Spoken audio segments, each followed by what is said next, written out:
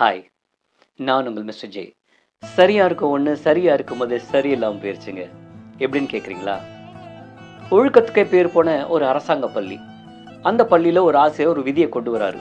பசங்க ஒழுக்கமாக அந்த டைமை கடைப்பிடிக்கணுங்கிறதுக்காக அவர் என்ன பண்ணுறாருன்னா, இனிமேல் பள்ளிக்கு லேட்டாக வரவங்களுக்கு 10 ரூபா ஃபைன்னு சொல்கிறாரு. முதல் நாள் ஒரு மாணவன் லேட்டாக வரான். உடனே ஆசிரியர் 10 ரூபா ஃபைனை வாங்குறாரு. 2வது நாள் அதே மாணவன் திரும்பவும் லேட்டாக வரான். உடனே ஆசிரியர் வந்து அவர் கொஞ்சம் கோவத்தோட இனிமேல் லேட்டாக வரக்கூடாது அப்படின்னு சொல்லிட்டு 10 ரூபா ஃபைனை வாங்கிக்கிறாரு. அடுத்த நாளும் அதே மாணவன் லேட்டாக வரான். ஆனால் இங்கே என்ன ஆச்சரியம்னா, அந்த மாணவன் கையிலேருந்து 10 ரூபா தாளில் வச்சுருக்கான். ஆசிரியருக்கு கொஞ்சம் தயக்கும். எதுக்குடா இவ்வளோ காசு அப்படின்னு கேட்குறாரு. அதுக்கு அந்த மாணவன் சொல்கிறான், இன்னும் நான் 10 நாள் லேட்டாக தான் சார் வருவேன்னு.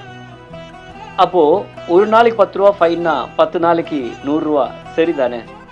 அப்போது சரியா இருக்கிற உடனே இங்க சரியா இருக்கும் போதே சரியில்லாம போகுது இல்லைங்களா? ஒழுக்கத்துக்காக போடப்பட்ட விதி அது பணத்துக்காக வாங்குற சலுகையா மாறிடுச்சு. இங்க விதி சரிதான், ஆனா நோக்கம் தவறா போச்சு. ஆமாங்க, சட்டம் மனிதனை நடத்தலாம், ஆனா மனசாட்சி தான் மனிதனை கடத்துங்க. ஒழுக்கங்கிறது தண்டனை இல்லைங்க, நமக்குள்ள இருக்க வெளிச்சம். அது இல்லைன்னா சட்டம் இருக்கும், ஆனா சமுதாயம் இருட்டாதாங்க இருக்கும்.